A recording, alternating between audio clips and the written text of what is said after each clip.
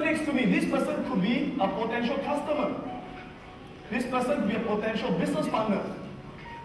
This person could be a potential supplier. This person could be a potential investor. They have the mindset of opportunity. So they go out there and they take all kinds of actions.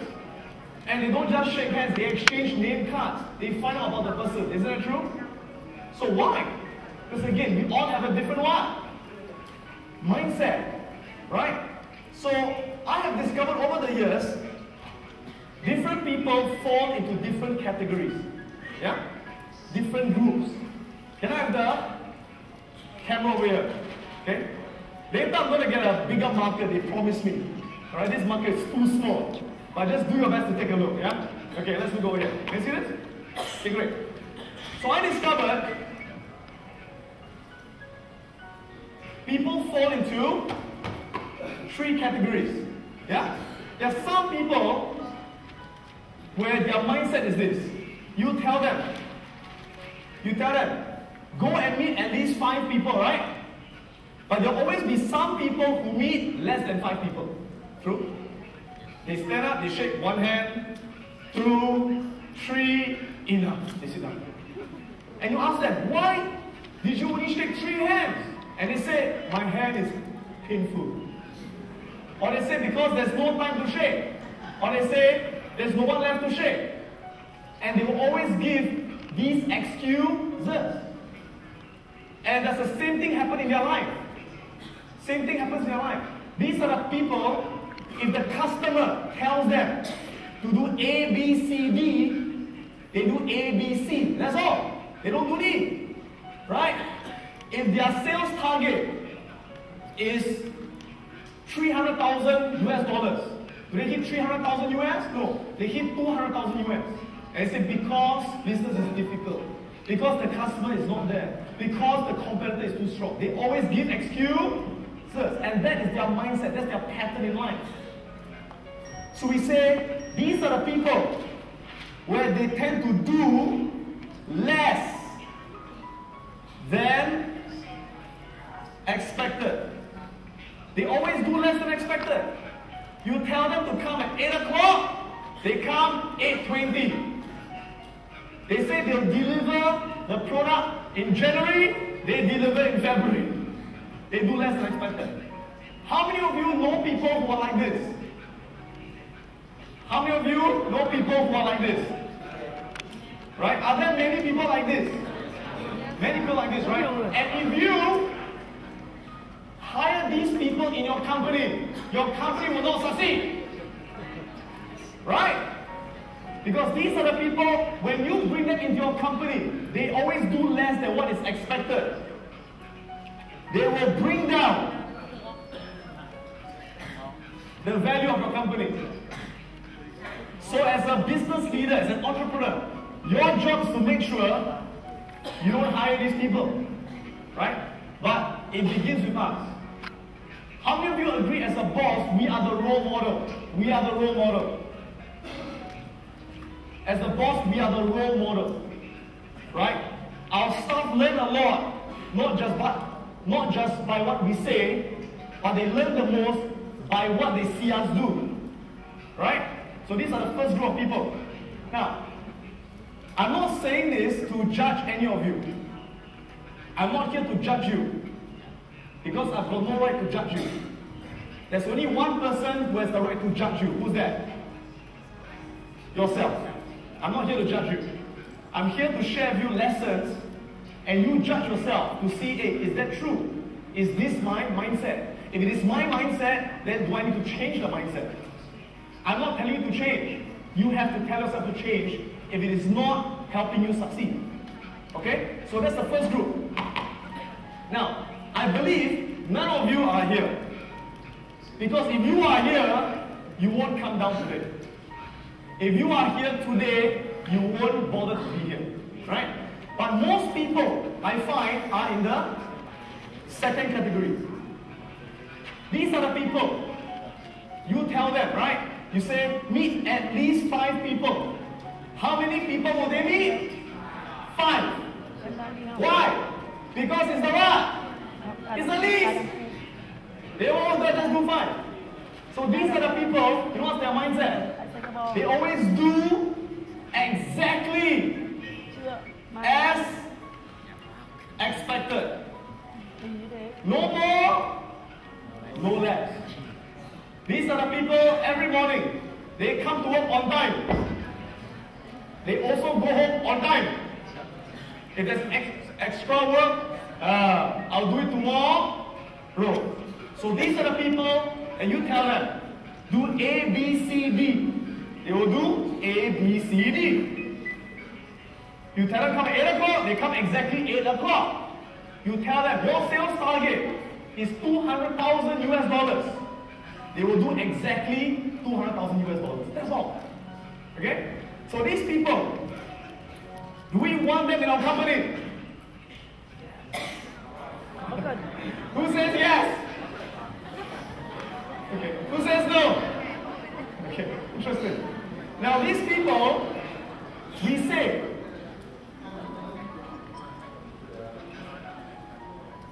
they sustain the value of the business. What does it mean? It means they will not add more value, they will not reduce value, they just sustain the value of your business. They will allow your business to continue to do what it's always been doing. If all your staff are like this, if all your staff are like this, your business will be the same. Your business will not grow.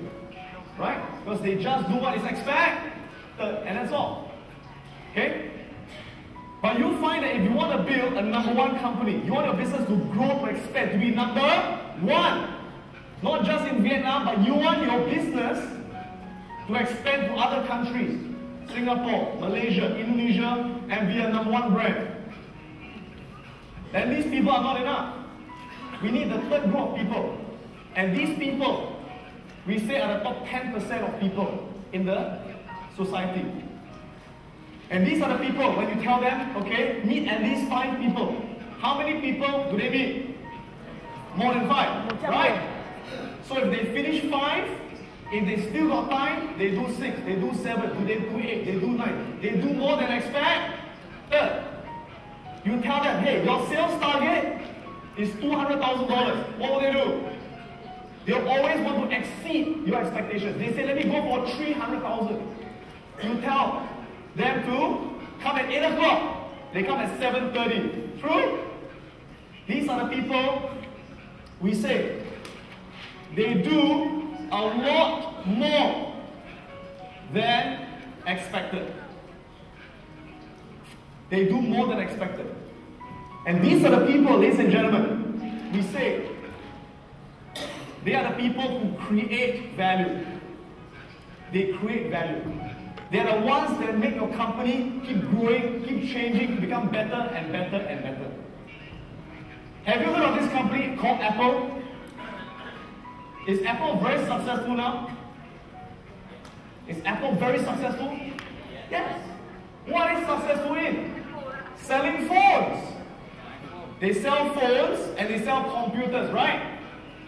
Now, in the computer business, are there many competitors?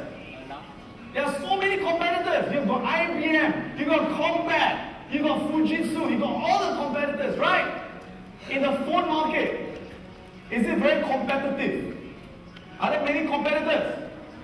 You've got Nokia, you've got Motorola, you have got Samsung, you've got so many, right? But now Apple is one of the #1. Why? They did not do what is expected. They do more than expected. They create more value for the whole industry. Yeah? So that's how you become #1 in something. How many of you have heard? Can I go back to my slides, please? Slides. Yeah. Okay. How many of you have heard of this guy, Michael Jordan? Who's heard of Michael Jordan? Michael Jordan is now retired. He used to be the #1 basketball player in the world. It's the best in the world. Yeah? How does someone become the best in the world? Now, was he born with the talent? Was he born special? Yes or no? No. He was not born special. In fact, when he was young, in school, he was not a good player. He was a lousy player. He was not even good enough to go into the school basketball team. He was cut from the team. The coach said, you can't play. Why? The coach said, you're too slow. You can't jump. You are a bad player. This is Michael Jordan last time. Now, is he tall? Is he tall? To us, he's tall. To us, all of them are tall. Right? Because they are from America, right? But compare him to all the other African Americans. He's not tall. He's just average height. Okay? But what happened? After he was cut from the team, he had got a goal. He said, my goal is to become the best basketball player in the world. To go to the NBA. Right? The National Basketball Association, be the most valuable player to win the game. Okay? And every single day he practiced and he practiced and he practiced and he practiced. And he became the number one. And when he retired, someone asked him this question. They said, Mr. Jordan, what is the secret of your success? And he said this. And I'm going to repeat what he said. He said, my secret is very simple.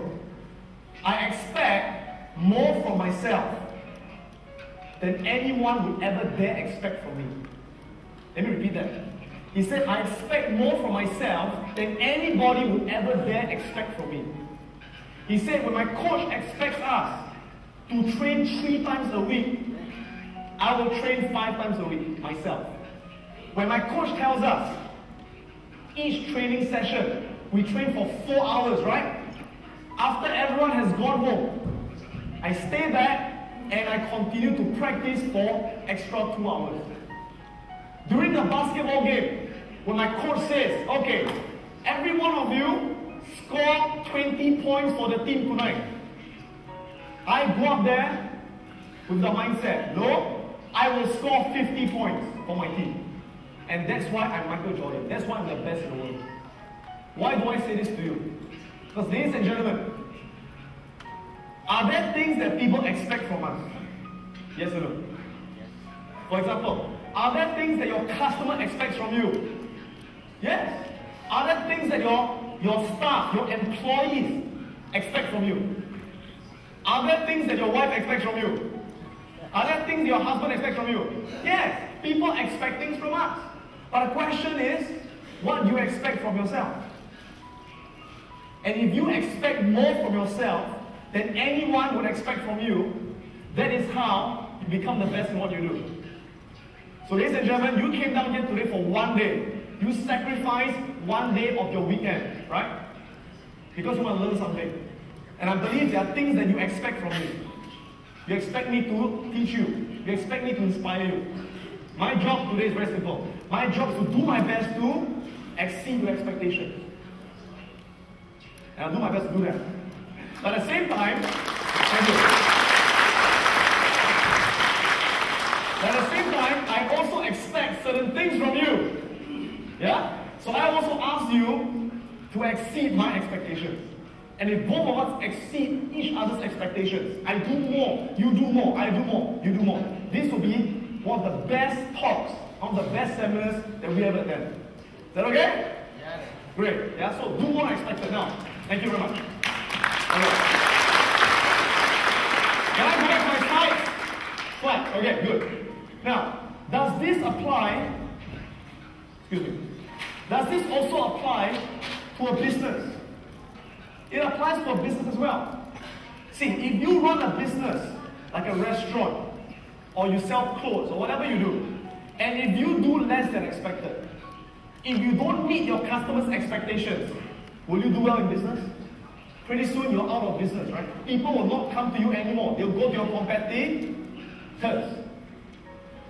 Now, if we do exactly as expected, we meet our clients' expectations.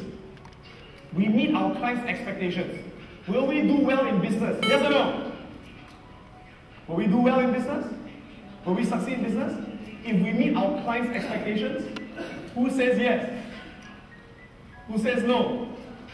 The answer is no. Why? Because it is very competitive. That if you meet your customers' expectations, other people also meet their expectations. So, what's the difference between you and other people? You compete on price. the cheapest one gets the job. Okay? So how many of you want to run a business where you can charge higher prices and people still come to your business? You charge higher prices and people still come to your business.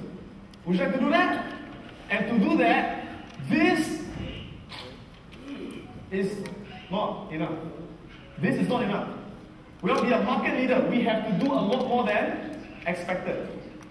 And we need to do something else. We need to give our customers an experience. We need to give our customers an experience. Experience. Everyone say the word experience. What's the meaning of experience? Experience means make them feel so good about our business, so good about our staff, so good about the product, that the moment they come to our business, you know what? They do not want to go to any other business anymore. Even if people give them a cheaper price, no. Why? Because you give them an experience. Let me show you two examples. Can I go back to my slide? Two examples, yeah? Now, how many of you have heard of this company? I know it's not in Vietnam yet. It's not in Vietnam yet. How many of you have heard of McDonald's? Not yet here. How many of you have eaten at McDonald's? Okay, now, as you know, McDonald's is the #1 restaurant in the world. You all know that, right? #1 restaurant in the world. Okay? They sell millions and millions of hamburgers.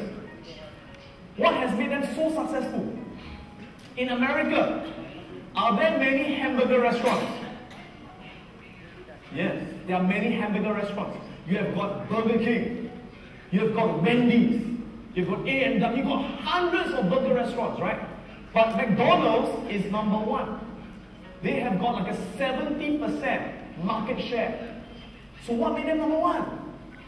Very simple. They follow this idea to give their customers an experience, to do a lot more than expected. Let me explain what I mean, okay? For example, in Singapore, and it's not just Singapore, the people in McDonald's are trained the same way over the world. You know, in Singapore, there was one time, I went to McDonald's, right? And I ordered my food. So I got a tray with my drink and my hamburger. And I took my tray, and I went to find a seat. So I found a seat, I sat down, and then I started eating. And accidentally, I spilled the drink. I spilled the drink on the floor. Now, guess what happened?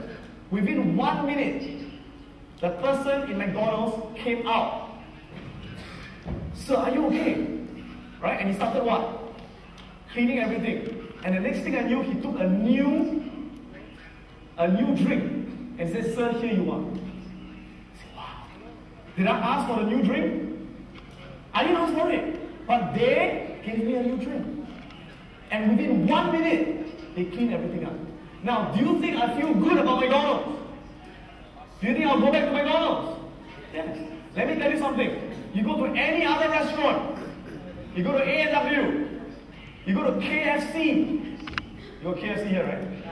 You go to Burger King. Go test it out. You spill the drink. See if they give you a new one. Maybe they will if you ask for it. But if you don't ask for it, they'll not give you one. Only McDonald's. Because they are trained to give their customers experience, to do more than others, to be successful in life. By putting them through a lot of tough training.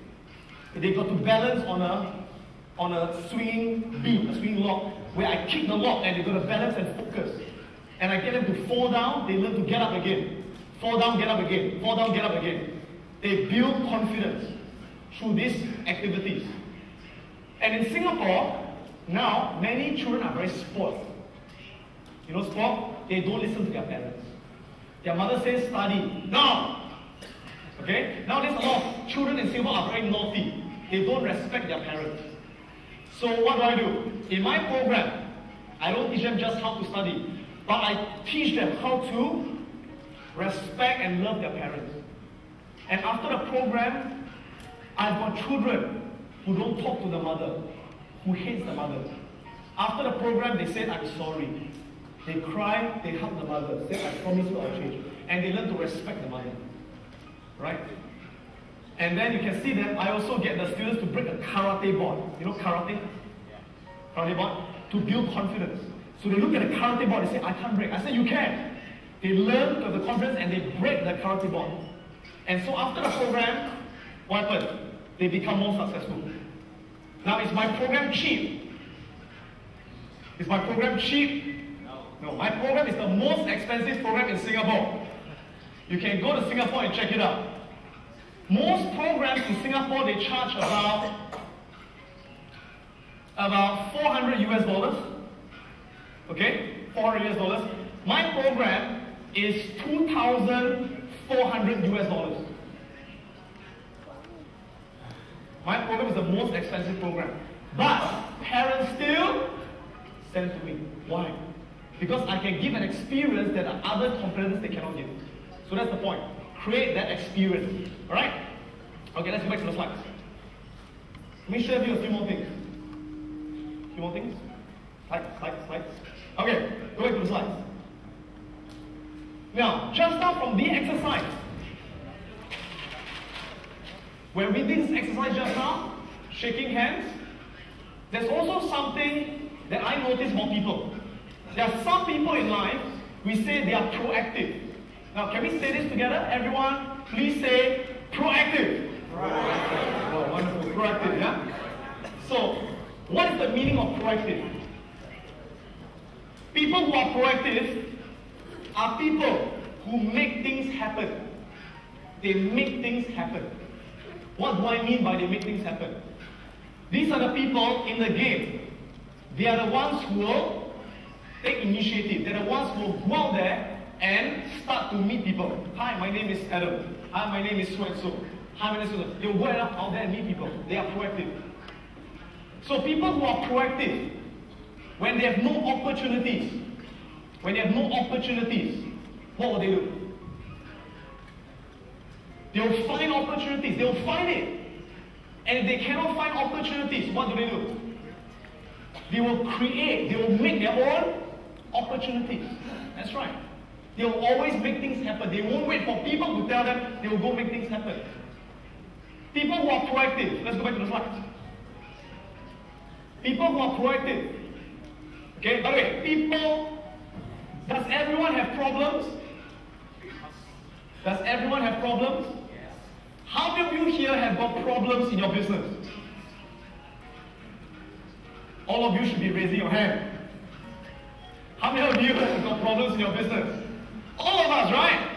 Now let me ask you this. The more successful you become, the bigger your business, will you have less problems? The more successful you become, the bigger your business, would you have less problems? No. In fact, how many of you agree? The more successful you get, the more problems you will have. That's right. And the more successful you are, the bigger your problems.